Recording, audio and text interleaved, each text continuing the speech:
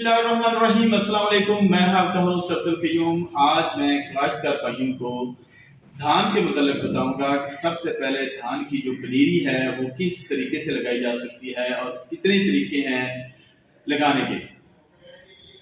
पनीरी की मुंतकली कैसे करनी है, किन तरीकों के साथ करनी है, क्या कलराठी ज़मीनों में धान काश्त कर सकते हैं या नहीं, अगर कर सकते हैं इस पर कौन सी वैरायटी लग सकती है, क्या कलराठी ज़मीन को तैयार करने के लिए कौन कौन सी खाद इस्तेमाल करनी पड़ेगी हमें, ये मैं आज आपको इस वीडियो में बताऊंगा। बात करेंगे पनीरी लगाने के तरीके से। बीज की तैयारी, बीज को काश्त से पहले सिफारिश करदा फफूंदी गुज़ैर लेवल के मुताबिक लगाएंगे। अगर कद्दू के तरीके से पनीरी काश्त की जा रही हो तो बीज की मकदार से 1.25 गुना ज़्यादा पानी में जहर की सिफारिश करदा मकदार हल करेंगे और बीज को इस महलूल में भिगो देंगे। 24 घंटे के बाद बीज को सायेदार जगह पर रख देंगे और छट्टे के लिए तैयार कर लेंगे। पनीरी के लिए मौजूद ज़मीन का इंतखाब अब करेंगे। चिकनी ज़मीन धान की काश्त के लिए बहुत मौजू होती है, ताहम रेतली ज़मीन के सिवा हर किस्म की ज़मीन में इसकी काश्त की जा सकती है। शोरज़दा और कलराठी ज़मीनों में भी मुनासिब देखभाल करके धान की काश्त की जा सकती है। पनीरी लगाने का तरीका, इलाके और ज़मीन की खसियत के मुनासबत से पनीरी की काश्त मदरजा झैल 3 तरीकों के साथ काश्त की जा सकती है। नंबर 1 कद्दू के तरीके से, नंबर 2 खुश्क तरीके से, नंबर 3 राब के तरीके से काश्त की जा सकती है। सबसे पहले बात करेंगे कद्दू के तरीके से धान की पनीरी कैसे काश्त की जाएगी। आम इलाकों में धान की पनीरी की काश्त आम तौर पर कद्दू के तरीके से काश्त की जा सकती है। बीज की मकदार से 1.25 गुना ज़्यादा पानी लें और इसमें सिफारिश करदा फफूंदी कश जहर हल करें और इसमें बीज को 24 घंटे के लिए भिगो दें। इसके बाद सायेदार जगह में फर्श पर अंडेल दें। 15 से 20 किलोग्राम की ढेरियां लगा दें और गीली बोरियां इसके ऊपर ढांप दें। दिन में 2 या 3 मरतबा बीज को हिलाते रहें और बोरियों पर पानी छिड़कते रहें ताकि खुश्क ना हो जाए। अब बात करेंगे ज़मीन की तैयारी। ज़मीन की तैयारी, बीज की तैयारी के साथ साथ ज़मीन की तैयारी भी करते रहें। इसके लिए 1 या 2 मरतबा खुश्क हल और खेत को पानी लगा दें। पानी में दोहरा हल चलाएं और सुहागा भी दें, यानी कि कद्दू कर दें। खेत तैयार करके इसको 10 मरले की क्यारियों में तकसीम कर लें और इसके बाद जड़ी बूटी मार जहर का स्प्रे भी करें। सबसे पहले हमने बीज की तैयारी की और इसके साथ साथ हमने ज़मीन की भी तैयारी की। जब ये दोनों चीज़ें मुकम्मल हो जाएं तो इसके बाद पनीरी का छट्टा देना है। छट्टा देते वक्त 1 से 1.5 इंच पानी खड़ा होना चाहिए। बीज का छट्टा शाम के वक्त और अगली शाम के खेत से पानी निकाल दें और आने वाली सुबह फिर पानी से भर दें, क्योंकि गर्मी की वजह से पानी गर्म होने का वजह से बीज का गलने का अंदेशा हो सकता है। 1 हफ्ते बाद ये अमल बंद कर दें। पनीरी का कद बढ़ने पर पानी की गहराई बढ़ा दें, लेकिन ये पानी 3 इंच से ज़्यादा ना हो। इस तरीके से आपकी पनीरी 30 दिन में मुकम्मल हो जाएगी। अगर आपको लगे कि मेरी पनीरी कमज़ोर है तो इस सूरत हाल में आपने 250 ग्राम यूरिया या कैल्शियम अमोनियम नाइट्रेट 400 ग्राम लाभ की मुंतकली से 10 दिन पहले छट्टा इसको ज़रूर दे दें। अगर ज़्यादा रकबे पर आप मुंजी लगाना चाहते हैं तो पनीरी हफ्ता 10 दिन के वक्फे से किस्तों में काश्त करें, ताकि मुंतकली के वक्त कद्दू के तरीके से तैयार करदा पनीरी की उम्र ज़्यादा ना हो जाए। ज़्यादा से ज़्यादा 35 दिन से ज़्यादा नहीं होनी चाहिए। और याद रखें कि किसान बासमती की पनीरी की उम्र बवक्त मुंतकली 25 दिन से ज़्यादा नहीं होनी चाहिए। अब हम पनीरी की दूसरे तरीके से बताएंगे कि दूसरे तरीके से किस तरह काश्त की जा सकती है। खुश्क तरीके से पनीरी की काश्त, ये तरीका मेरा ज़मीन के लिए है जहां पानी खड़ा नहीं हो सकता। खेत की रोनी करें। रोनी करने के बाद बदतर हालत में दोहरा हल चलाएं और सुहागा भी साथ दे दें। खुश्क बीज का छट्टा देना है। इसके ऊपर तूड़ी, फक या पराली की 1 इंच तय मोटी तय इसके ऊपर बखेर दें। इसके बाद खेत को हल्का सा पानी लगा दें। پانی کے نکے کے آگے سوکھی گھاس وغیرہ رکھ دیں تاکہ پانی کے زور سے بیج بہہ نہ جائے۔ توڑی یا پرالی کو چند دن بعد اٹھا دیں تاکہ پنیری پر سورج کی روشنی پڑ سکے۔ اس طریقے سے پنیری 35 دن میں بالکل تیار ہو جائے گی۔ جڑی بوٹیوں کے لیے استاد کے لیے اگاؤ 15 دن بعد سفارش کرتا زہر کا سپرے ضرور کریں۔ اب ہم تیسرے طریقے میں بات کریں گے، راب کے طریقے سے پنیری کیسے لگائی جا سکتی ہے۔ دھان کی پنیری راب کے طریقے سے لگانا چاہتے ہیں تو یہ عمل زیادہ تر ڈیرہ غازی خان مظفر گڑھ کے علاقے میں استعمال کیا جا سکتا ہے، کیونکہ وہاں پر زمین عموماً سخت ہوتی ہے۔ ابتدائی تیاری کے بعد کھیت کو ہموار کر کے گوبر، پھک یا پرالی کے 2 انچ تہ موٹی اور صبح یا دوپہر کے وقت اس کو آگ لگا دیتے ہیں۔ راکھ ٹھنڈی ہونے پر اس کو گوڈی کر کے زمین میں ملا دیتے ہیں اور اس کے بعد خشک بیج کا چھٹا دیتے ہیں اور ساتھ ہی پانی لگا دیتے ہیں۔ اس طریقے سے آپ کی پنیری کم از کم 35 دن میں یہ تیار ہو جائے گی۔ اب بات کریں گے پنیری پر جو جڑی بوٹیوں کا حملہ ہوتا ہے اس کو ہم نے کنٹرول کیسے کرنا ہے۔ کدو کرنے کے بعد سفارش کردہ جڑی بوٹی مار زہر بوتل کے ساتھ کھیت میں بکھیر دیں۔ اس کے بعد 36 گھنٹے بعد کھیت میں پانی کھڑا رہنے دیں اور پھر نکال دیں۔ تازہ پانی ڈالیں۔ پانی ڈالنے اور نکالنے کا یہ عمل 2 یا 3 مرتبہ کریں۔ کھڑے پانی میں بیج کا چھٹا دینا ہے۔ اگر کسی وجہ سے جڑی بوٹی مار زہر کا سپرے نہ کیا ہو یا کسی اور وجہ سے جڑی بوٹی نکل آئی ہو تو بعد میں اگاؤ اثر کرنے رکھنے والی زہر کا سپرے ضرور کریں، ورنہ آپ کی پیداوار میں کمی واقع ہوگی۔ اس کے سپرے کے وقت کھیت میں پانی کھڑا نہیں ہونا چاہیے۔ زہروں کی مقدار کا تعین کرتے وقت اندازے سے کام بالکل نہیں لینا، کیونکہ اس وقت تھوڑی سی غلطی یا بے احتیاطی سے لاب کی نشوونما رک سکتی ہے اور لاب بالکل ختم بھی ہو سکتا ہے۔ اب بات کریں گے پنیری پر جو نقصان دینے والا کیڑا ہے وہ کون سا ہے، اس کو کیسے کنٹرول کرنا ہے۔ بعض اوقات ایک ایسا کیڑا پنیری پر حملہ کرتا ہے جس کا نام ہے ٹوکا، پنیری پر شدید حملہ کر دیتا ہے، جس کی وجہ سے پنیری دوبارہ کاشت بھی کرنا پڑ سکتی ہے۔ اس کے تدارک کے لیے ضروری ہے کہ کھیت کے کھالوں اور وٹوں کی اچھی طرح صفائی کی جائے۔ مارچ اپریل میں کھیت کے وٹوں پر سفارش کردہ زہر کا سپرے کریں تاکہ یہ انڈوں سے نکلتے ہی مر جائے، پنیری تک نہ پہنچ سکے۔ اگر پنیری پر ٹوکے کا حملہ اور تنے کی سنڈی کا حملہ ہو جاتا ہے تو اس صورت میں آپ نے سفارش کردہ دانے دار زہر کا چھٹا دینا ہے۔ خیال رکھیں کہ دھان کی پنیری پر زہر پاشی معائنے کے بغیر ہرگز استعمال نہ کریں۔ اب بات کریں گے پنیری کی منتقلی کھیت میں کیسے کرنی ہے۔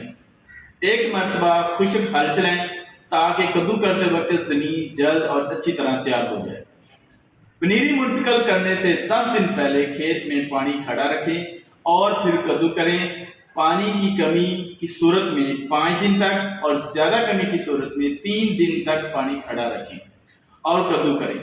کدو کرتے وقت آخری سہاگے کے نیچے کھاد کی سفارش کردہ مقدار بھی ڈال دیں۔ کدو کرنے کے اگلے دن پنیری منتقل کریں۔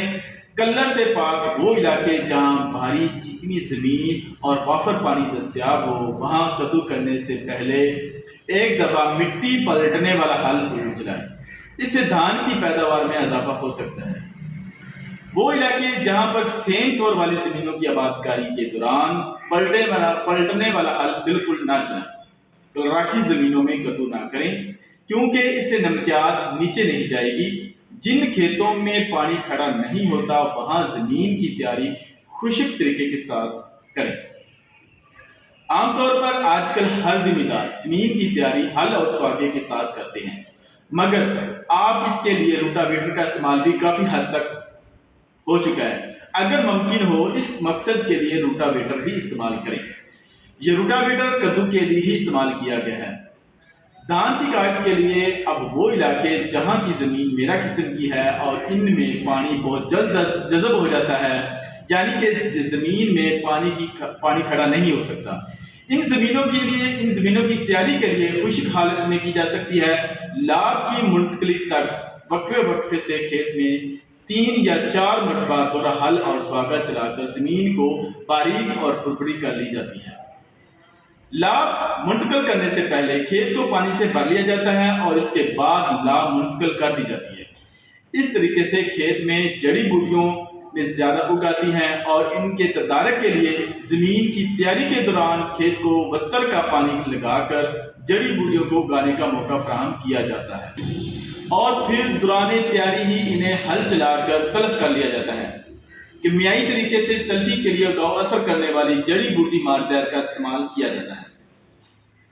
پنیری اکھاڑنے سے 1-2 روز پہلے پنیری کو پانی لگا دیں تاکہ زمین نرم ہو جائے اور اکھاڑتے وقت پودے نہ ٹوٹیں۔ لاب اکھاڑتے وقت جھلسے ہوئے اور سنڈی سے متاثرہ پودے تلف کر دیے جائیں۔ پودوں کا بامی فاصلہ ایک پودے سے دوسرے پودے تک 9 انچ کا ہونا چاہیے اور کوشش کریں کہ ہر سوراخ میں کم از کم 2 پودے لگائیں۔ لاب کی منتقلی تقریباً 1.5 انچ گہرے پانی میں کریں۔ پہلے ہفتے میں پانی کی گہرائی 1.5 انچ رکھیں، پھر آہستہ آہستہ 3 انچ تک کر دیں، لیکن اس سے زیادہ ہرگز نہ کریں ورنہ پودے شاخیں کم بنائیں گے اور پیداوار بھی کم ہو جائے گی۔ اگر کچھ ناگے رہ جائیں تو لاب کی منتقلی کے بعد 10 دن کے اندر ان ناگوں کو پر کریں۔ اب بات کریں گے کلراٹھی زمینوں میں دھان کی کاشت۔ کلر کے خلاف قوت مدافعت رکھنے والی اقسام نیاب ایری 9 KS 282 نیاب 213 شہین باسمتی الخالد رائس کاشت کریں۔ منتقلی کے وقت لاب کی عمر 35 دن ہونی چاہیے۔ جن کھیت میں لاب کی منتقل ہو اس کی تیاری گہرا ہل چلا کر شروع کریں، لیکن کدو کا طریقہ بالکل استعمال نہ کریں تاکہ پانی لگانے سے نمکیات کی دھلائی ہو سکے۔ لاب لگانے سے 7 دن پانی کھیت میں کھڑا رکھیں۔ سفید کلر کی زیادتی کے بعد دھان کی نشوونما لاب کی منتقلی کے بعد 10 دن کے اندر متاثر ہو جاتی ہے۔ اس کا حل یہ ہے کہ کھیت میں پانی کی تبدیلی کریں۔ اگر کالے کلر کی زیادتی کے باعث فصل 20 دن کے اندر متاثر ہونا شروع ہو جاتی ہے، ایسی زمینوں میں گندک کا تیزاب اور جپسم وغیرہ استعمال کرنے سے فصل کی نشوونما بحال ہو سکتی ہے۔ دھان کی فصل میں جڑی بوٹیوں کی تلفی اور ان کی پہچان کیا ہے؟ دھان کی فصل میں اگنے والی جڑی بوٹیوں کو 3 مختلف گروپوں میں تقسیم کیا جاتا ہے۔ گھاس کے خاندان کی جڑی بوٹیاں۔ اس خاندان کی جڑی بوٹیوں کے پتے ہمیشہ باریک اور نکیلے ہوتے ہیں۔ گھاس کا جو تنے کا حصہ ہوتا ہے وہ عموماً گول جوڑدار ہوتا ہے۔ پودے زمین کی سطح پر بچھے ہوئے ہوتے ہیں لیکن کچھ زمین کے اوپر اٹھے ہوئے ہوتے ہیں۔ گھاس کے خاندان سے جو تعلق رکھنے والی جڑی بوٹیاں ہیں ان کے نام یہ ہیں: بانسی گھاس، سوانکی گھاس، گھوڑا گھاس، کھمبل گھاس اور کلر گھاس وغیرہ شامل ہیں۔ یہ گھاس کے خاندان سے تعلق رکھنے والی جڑی بوٹیاں ہیں جن پر وقت کنٹرول کرنا زمیندار کے لیے بہت ضروری ہوتا ہے۔ ڈیلے کے خاندان سے تعلق رکھنے والی جڑی بوٹیاں۔ اس خاندان کی جو جڑی بوٹیاں کی جو پہچان ہے وہ ہم کس طرح کریں گے؟ اس خاندان کی جڑی بوٹیوں کی پہچان یہ ہے کہ اس کے پتے نکیلے، پر نالا نما، لمبے، چمکدار ہوتے ہیں۔ ان کا تنا 3 کونوں والا ہوتا ہے۔ پتے کے درمیان ایک لمبی اور واضح رگ ہوتی ہے۔ یہ زیادہ تر جڑی بوٹی پنجاب کے اکثر علاقوں میں پائی جاتی ہے۔ دھان کی فصل میں اس گروپ سے تعلق رکھنے والی جڑی بوٹیاں یہ ہیں: گھومے گھاس، بھویں گھاس اور ڈیلا وغیرہ شامل ہیں۔ جن علاقوں میں یہ جڑی بوٹیاں پائی جاتی ہیں اگر ان پر وقت کنٹرول کر لیا تو دھان کی فصل بہتر پیداوار میں شامل ہو جاتی ہے، لیکن اگر ان پر زمیندار بھائی کنٹرول نہ کر سکا تو دھان کی پیداوار بھی متاثر ہو جاتی ہے۔ اکثر کاشتکار بھائی ان جڑی بوٹیوں کے متعلق پریشان دیکھا گیا ہے اور جب اس کا کنٹرول کرنے کا وقت گزر جاتا ہے تو پھر پوچھتے ہیں کہ اس قسم کی جڑی بوٹیوں کو کیسے کنٹرول کرنا تھا۔ اس لیے میرے کاشتکار بھائیوں، میں آپ کو پر وقت ان جڑی بوٹیوں کے متعلق بتا رہا ہوں تاکہ دھان کی فصل میں اس قسم کی جڑی بوٹیاں نظر آ رہے ہیں ان جڑی بوٹیوں کے خلاف بر وقت سپرے کر سکیں۔ چوڑے پتے والی جڑی بوٹیوں کی پہچان کیا ہے؟ اس خاندان کی جڑی بوٹیوں کے پتے چوڑے اور مختلف شکلوں کے ہوتے ہیں۔ اس کا تنا قدرے سخت ہوتا ہے اور پودا زمین سے اوپر کو اٹھا ہوا ہوتا ہے اور سیدھا بھی ہوتا ہے۔ اس کے خاندان سے تعلق رکھنے والی اہم بوٹیوں کے نام یہ ہیں: مرچ بوٹی، چوپتی بوٹی، دریائی بوٹی وغیرہ پائی جاتی ہیں۔ اس کو 2 طریقوں کے ساتھ ختم کیا جا سکتا ہے: کیمیائی انسداد طریقہ اور غیر کیمیائی انسداد طریقے کے ساتھ ان چوڑے پتوں والی جڑی بوٹیوں کے خاندان کو ختم کیا جا سکتا ہے۔ اب بات کریں گے کیمیائی طریقے کے ساتھ جڑی بوٹیوں کی تلفی کیسے کی جائے۔ کیمیائی طریقے کے ساتھ جڑی بوٹیوں کی تلفی کے لیے کیمیائی زہروں کا انتخاب اور مختلف کمپنیوں کے زرعی توسیع کارکنان کے مشورے سے کیا جا سکتا ہے۔ لاب کی منتقلی کے 3 یا 5 دن کے اندر جڑی بوٹی مار زہر کے ساتھ پانی میں بکھیر دیں۔ اس کے 4 یا 5 دن تک کھیت سے پانی خشک نہ ہونے دیں۔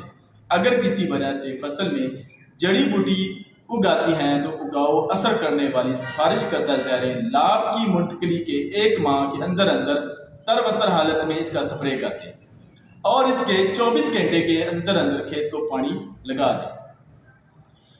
غیر کیمیائی انسداد طریقے سے جڑی بوٹیوں کا خاتمہ۔ زمین کی تیاری اچھی طرح سے کریں۔